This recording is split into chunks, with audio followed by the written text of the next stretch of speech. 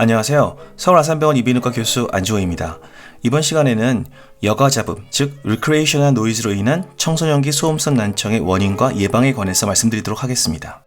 청소년기 흔한 소음성 난청의 원인들로는 여러 가지가 있는데요. 락 콘서트장 같이 시끄러운 장소가 있고요. 다음으로는 노래방 역시 큰 소리를 유발하죠. 다음으로는 아이스하키 등과 같이 시끄러운 소리가 나는 스포츠 활동 역시 많습니다. 뭐니 해도 중고등학생들이 많이 가는 PC방이 큰 소음에 노출될 수 있는 원인이 될 수 있죠. 그리고 마지막으로 버스나 지하철 등에서 인강이나 유튜브 등을 감상하기 위해서 스마트폰에 이어폰을 연결한 분들을 많이 볼 수 있죠. 이런 이유 때문에 청소년기에서 흔하게 소음성 난청이 발생할 수 있습니다. 소음성 난청이란 노화성 난청 다음으로 흔한 감각신경성 난청의 원인입니다. 젊은 청소년층에서 고음성 난청이 급격히 증가하고 있는데 이는 스마트 기기 등에 의한 반복적인 소음 노출로 인해서 진행한다고 알려져 있습니다. 소음성 난청은 환경적인 요인과 유전적인 요인이 복합적으로 작용하여 발생하는 건데요. 유전학 연구에서 소음 노출 시 산화 스트레스, 옥시다티브 스트레스로 인해서 난청이 쉽게 일어나는 유전자가 발견되었습니다. 소음성 난청의 발생 기전은 다음과 같은데요. 와우의 유모세포와 연관 시냅스의 손상이 발생해서 발생합니다. 또 와우 뉴런의 영구적인 손상도 큰 역할을 합니다. 이는 활성산소적 Reactive Oxygen Species,와 세포 내 스트레스 자극 기전으로 인해 세포의 고사, 즉 에이포토시스가 진행합니다. 와운의 유모세포의 변화를 보시면은 여기서 보시는 것처럼 외 유모세포가 하나, 둘, 셋 열로 되어 있고요. 네 유모세포가 1열로 되어 있습니다. 이렇게 정상적인 와운의 유모세포가 있는데 반면에 소음이 노출되는 경우에는 외 유모세포의 세 열로 되어 있던 외 유모세포의 일부가 없어지고 네 유모세포 역시 일부 손상을 받은 것을 확인할 수 있습니다. 전자의미로 보셨을 때 여기 3열로 되어 있는 게 와우의 외 유모세포이고 1열로 되어 있는 게 내 유모세포입니다. 소음이 노출됐을 때 역시 외 유모세포의 3열로 되어 있는 모습 자체가 거의 흐지부지 되어 있는 것처럼 보이고요. 여기서는 내 유모세포 역시 많이 손상되어 있는 것을 확인할 수 있습니다. 소음성 난청의 분류는 두 가지로 나뉩니다. 일과성 소음성 난청과 영구적 소음성 난청으로 나뉘는데요. 먼저 일과성 소음성 난청은 Temporary Threshold Shifter 해가지고 주로 고음역의 청력 역치가 일시적으로 상승이 되고 난청은 이명, 소음 누가 현상, 답답한 청력과 겹쳐듣기가 유발됩니다. 예를 들어서 노래방에서 신나게 노래를 부르고 나오면은 한동안 귀가 좀 먹먹하지만 다음날 자고 일어나면 멀쩡해지죠. 그런 경우가 일과성 소음성 난청이라고 말할 수 있을 것 같습니다. 이상 증상은 수십 분에서 며칠에 걸쳐 존재하다가 호전됩니다. 반면에 영구적 소음성 난청은 Permanent Threshold Shifter 해가지고 일과성 소음성 난청이 반복되면 반복될수록 영구적 소음성 난청으로 진행할 확률이 높아지고요. 아예 처음부터 너무 큰 소리가 들려가지고 바로 영구적 소음성 난청으로 진행할 수도 있습니다. 그런데 어느 정도 일과성 소음성 난청이 발생을 해야 영구적 소음성 난청이 진행하는지는 확실하진 않습니다. 여기서는 아까 보여드렸던 세포 조직 사진처럼 와운의 유모세포의 부분적인 결손과 해당 청신경 말단의 변성을 확인할 수 있습니다. 소음성 난청의 초기 단계는 중간대역, 즉 3kHz에서 6kHz 정도의 청력 역치 손상을 일으키면서 여기 보시는 것처럼 저음역 250, 500, 1000, 2000까지 헐츠까지는 어느 정도 청력을 듣는데 급격히 떨어져서 4kHz, 4000Hz에서 청력이 떨어집니다. 그런데 노화성 난청의 경우에는 더 고음으로 갈수록 더 청력이 떨어져야 되지만 소음성 난청의 경우는 나이가 젊죠. 그렇기 때문에 오히려 8kHz, 8000Hz에서는 거의 정상 청력을 보이는 경우가 많습니다. 그래서 4kHz까지 떨어지다가 다시 올라가는 4kHz 너치라고 표현하는데요. 이런 쐐기 모양의 청력도를 보이는 경우에 우선 소음성 난청으로 의심할 수 있습니다. 이런 난청의 패턴은 어떤 소리를 들었는지 소음의 종류에 상관없이 거의 비슷하게 발생하는 것으로 알려져 있습니다. 소음성 난청의 조기 진단으로는 예를 들어서 43세의 취미로 엽청으로 사냥을 즐기는 남성이 좌측귀에 이명, 먹먹한 증상을 주소로 내어놨습니다. 그래서 청력 검사를 했는데 오른쪽 청력과 왼쪽 청력이 거의 비슷하게 정상이죠. 20dB 이하로 청력 역치가 형성되면 정상으로 보거든요. 그런데 주파수 변조 이음향 방사 검사를 시행했을 때는 3kHz 이상의 주파수에서 보시는 것처럼 노란색이 오른쪽이고 빨간색이 왼쪽으로 이 그림에서 표시가 되어 있는데요. 이런 경우에 주파수 변조 이음향 방사 검사에서는 먹먹하다고 말을 했던 좌측 귀의 기능이 떨어져 있는 것을 알 수 있습니다. 그래서 주파수 변조 이음향 방사 검사 같은 경우에는 유모세포의 기능을 보는 겁니다. 그래서 수능 청력 검사에서 미처 청력 역치가 나빠지지 않았더라도 유모세포의 기능이 먼저 이상을 보일 수 있어서 주파수 변조 이음향 방사 검사가 소음성 난청을 조기 진단할 수 있는 좋은 방법이 될 수 있습니다. 보통 그래서 저 같은 경우는 청력 검사를 해서 수능 청력 검사 결과는 괜찮지만 주파수 변조 이음향 방사 결과가 나쁜 분들한테는 지금은 불편함이 없어 보이지만 몇 년 내로 청력이 떨어질 위험도가 높기 때문에 반드시 주의하라고 말씀을 드립니다. 미국 청소년의 소음성 난청 빈도를 말씀드리면은 12세에서 19세 사이의 미국 청소년들의 감각신경성 난청의 발생 빈도를 조사한 연구가 있습니다. 그래서 1988년부터 1994년도의 결과와 2005년부터 2006년 사이의 발생 빈도를 봤을 때 14.9%에서 19.5%로 급격히 증가함을 알 수 있죠. 우리나라도 마찬가지입니다.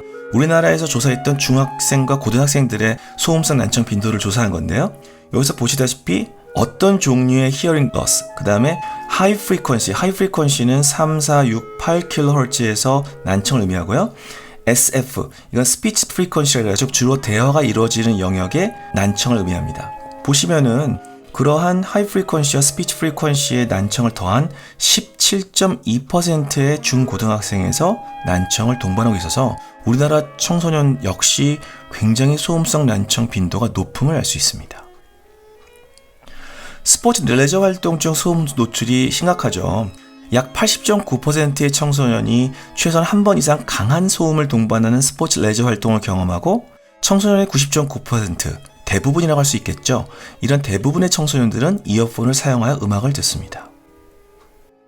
이어폰의 사용에 대해서 말씀을 드리도록 하겠습니다. 보시면은 먼저 이어폰을 써봤던 사람이 90.9%였고요. 거의 매일 쓰는 사람이 11.9%, 그리고 일주일에 3번에서 5번 쓰는 사람이 33.8%나 됩니다. 들을 때 볼륨이 중요하죠. 1에서 10까지의 볼륨을 어느 정도 듣냐고 물어봤을 때 6에서 8 정도까지 굉장히 높은 소리를 듣는 학생이 26.2%, 9에서 10까지 거의 볼륨을 끝까지 올린 거죠. 그런 경우에도 1.1%나 됐습니다. 더욱이 이렇게 올릴 수밖에 없는 이유가 많은 경우 54.5%, 31.3%가 이런 시끄러운 장소, 퍼블릭 트랜스포테이션, 버스나 지하철, 길에서 많이 듣기 때문에 상대적으로 시끄러운 환경에서 내가 원하는 음악을 들으려면은 볼륨을 높일 수밖에 없는 상황이 됩니다. 나중에 다시 말씀드리겠지만 이런 경우에는 노이즈 캔슬링 이어폰이나 헤드폰을 쓰는 게 귀를 보호하는 역할을 할 수 있죠. 우리나라는 노래방이 굉장히 발달한 나라죠. 그래서 우리나라 노래방에서 소음 노출도 만만치 않은데요. 노래방의 소음은 대부분이 95dB 이상이며 최대 소음이 미국에서 규정한 115dB를 넘는 경우가 많습니다. 재미있는 연구 결과인데요.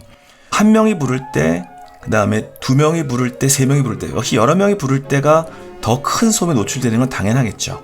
그리고 발라드냐 락이냐 트롯을 했을 때 오히려 트롯이 조금 더 소음 정도가 낮은 것을 알 수 있습니다. 생각해보면은 발라드가 높은 이유가 발라드를 부를 때는 혼자 부르는 경우보다도 두 명이 같이 부르는 경우가 많아서 그런지도 모르겠습니다. 2시간 정도 노래방을 이용할 경우에는 4kHz의 청력 역치가 8dB 이상 증가하는 것을 볼 수 있습니다. 그래서 아까도 말씀드렸지만 노래방 같은 데서 노래를 부르고 나면은 일시적으로 청력이 떨어지죠. 근데 이게 일시적으로 떨어지면 좋은데 잦은 노래방 이용이나 노래방에 너무 큰 소음에 노출될 경우에는 진짜 영구적 난청이 발생할 수도 있습니다. PC방 심각하다고 말씀드렸죠. 그래서 나온 결과가 중학생과 고등학생 그리고 남녀를 봤을 때 왼쪽 귀만 보이겠습니다. 평균적으로 중학생보다는 고등학생이 조금 더 높은 레벨에서 PC방에서 소리를 듣습니다. 그리고 가장 큰 소음도 고등학생이 조금 더 중학생보다 높게 듣는데 이것은 고등학생이 아무래도 중학생보다 청력이 좀 나빠져서 그럴 수도 있는 거고 아니면 조금 더 과격하고 시끄러운 게임을 많이 하기 때문에 그런지도 모르겠습니다. 남녀를 봐서 게임을 하는 종류가 다를 수 있기 때문에 슈팅 게임이나 좀 더 과격한 게임을 하는 남자들이 조금 더 여학생들에 비해서 시끄러운 소음을 많이 노출되는 것 같습니다. 노래방과 마찬가지로 PC방에서도 큰 소음에 노출되지 않도록 조심해야 될 것 같습니다. 여기서 보여드리는 수치가 어느 정도 큰 것이냐고 궁금하실 경우가 있는데요. 보통 우리가 집에서 진공청소기로 청소를 하죠. 그 진공청소기를 바로 옆에서 듣는 소리가 85dB 정도 된다고 보시면 됩니다. 그러니까 굉장히 큰 소음이죠. 음악 전공 학생들도 역시 마찬가지로 큰 소음에 노출됩니다. 음악을 하는 57명의 학생들 중 28명, 49%의 학생들이 일주일에 최소 1일 이상 허용된 이상의 소음에 노출되고 있는 것이 확인되고 있습니다. 특히 19% 정도의 학생들은 2일 이상 기준 초과의 소음에 노출됨을 확인해서 너무 음악에 대해서 연습을 많이 하거나 훈련을 할 때도 소음 노출이 심해서 오히려 내가 전문적인 훌륭한 음악가가 되기 전에 청력을 손상당하는 경우가 높아서 굉장히 음악을 전공한 학생들은 중간중간 충분한 휴식을 취하면서 너무 큰 소음에 노출되지 않도록 신경 쓰는 것이 중요할 것 같습니다. 비만과의 관계가 있습니다. 같은 소음을 들어도 비만을 한 학생들이나 어른들이 더 높은 빈도로 고음성 난청이 유발된다는 연구 결과가 있습니다. 이 이유는 혈장 내 아디포넥틴이 난청을 유발한다고 생각되는데요. 아디포넥틴이란 것은 단백질 호르몬으로 여러 대사 과정에 관여하는데 예를 들어 포도당 조절과 지방산의 산화작용에 관여한다고 알려져 있습니다. 이 아디포넥틴 결핍 마우스는 와우로의 혈류 공급 감소와 와우 손저의 모세혈관 감소가 있기 때문에 소음에 노출되더라도 금방금방 회복이 되지 않고 영구적인 난청, 더욱 심한 난청이 유발되는 것이 동물 실험 결과도 밝혀져 있습니다. 결국 소음성 난청을 예방하기 위해서는 볼륨을 감소시켜야 되고요. 소음에서 떨어져야겠죠. 그리고 어쩔 수 없이 그런 소음을 듣더라도 그 소음에 노출되는 시간 자체를 줄이는 것이 중요합니다. 그래야 우리는 청력을 보호할 수 있고 소음 노출에 대한 예방이 청력 보호에 뭐니 해도 가장 중요합니다. 음향기기를 안전하게 사용하는 방법에 대해서 말씀드리도록 하겠습니다. 여기서 중요한 거는 최대 8시간 이하로 85dB 이하의 소음이 노출되도록 주의하는 게 중요한데요. 여기서 보시면은 85dB, 아까 말씀드렸듯이 진공청소기를 바로 옆에서 듣는 소리가 85dB라고 했죠. 진공청소기 옆에서 8시간 이상 매일 있으면 귀가 나빠집니다. 그런데 5dB만 줄어도 25시간이 지나야 나빠진다는 얘기니까 결국에는 안 나빠진다는 얘기죠. 여기서 5dB만 높아져도 허용되는 시간이 급격히 짧아집니다. 그래서 예를 들어서 사격 훈련할 때 사격 한 번 나는 소리가 크게는 115dB까지도 날 수 있거든요. 그래서 이런 사격 훈련, 특히 군대에서 사격 훈련을 할 때 보호장구를 쓰지 않으면은 단 한 번의 사격 훈련만으로도 귀가 영구적인 손상을 받을 수 있다는 점 명심하셔야 됩니다. 소음의 정도가 커질수록 노출 허용 시간이 줄어드는 것이 아까 말씀드렸고요. 특히 청소년들은 잠깐 동안의 큰 소음에 노출되더라도 난청이 발생할 수 있음을 꼭 주의해야 합니다. 다양한 활동에서 측정된 소음 노출 수치를 정리해 보았습니다. 보시고서 내가 주로 하는 활동에서 어느 정도 크기의 소음인지를 알아보시는 게 좋을 것 같습니다. 보통 기준이 되는 것은 일반적인 대화를 할 때 크기 60dB입니다. 그리고 아까 말씀드렸듯이 진공청소기 옆에 듣는 소리 85dB입니다.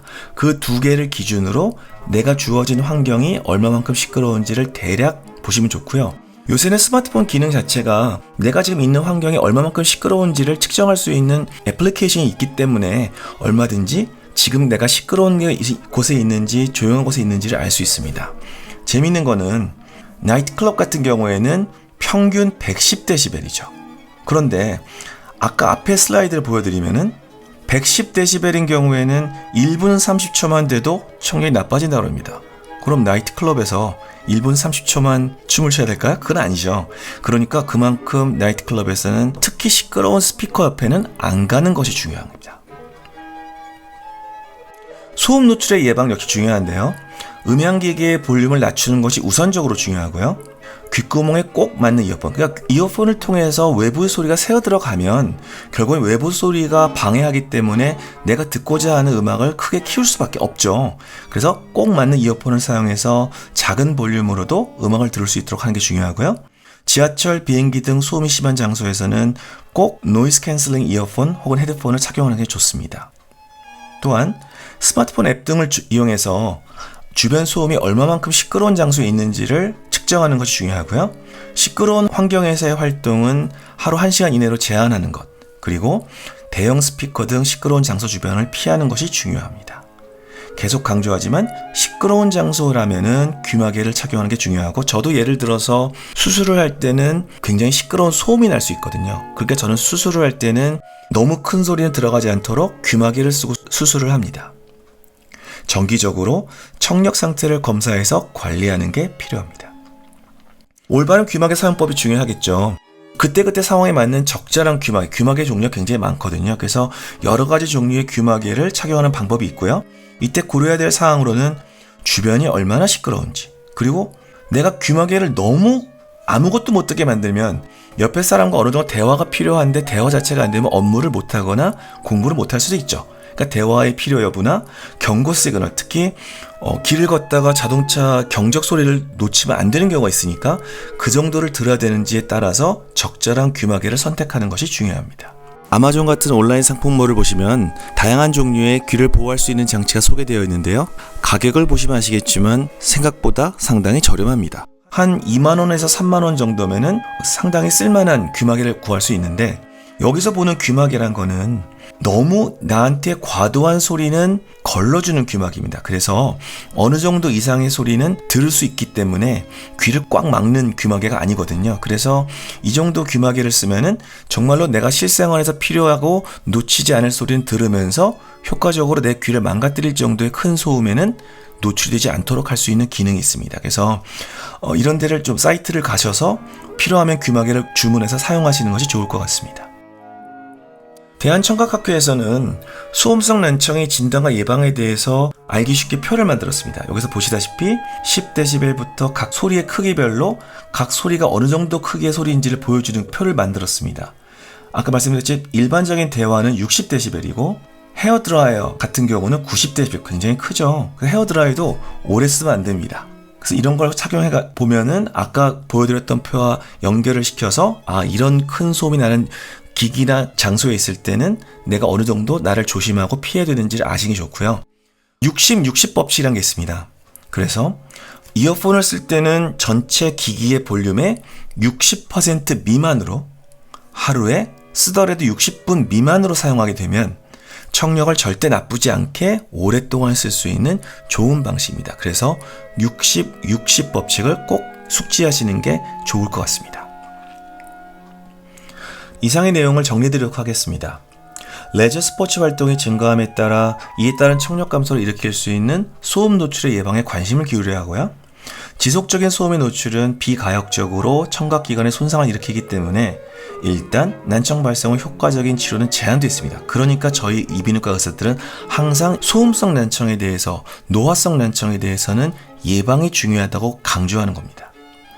그러나 소음성 난청은 노화성 난청보다도 훨씬 더 예방이 쉽죠. 큰 소리 나는데 안 가면 되니까요. 그래서 예방이 가장 중요한 치료라는 것 다시 한번 강조드립니다. 의사들은 청소년들이 불필요한 소음 노출이 되지 않도록 충분히 교육하고 난청 예방에 힘써야 합니다. 이상으로 제 강의를 마치도록 하겠습니다. 지금까지 경청해 주셔서 감사합니다.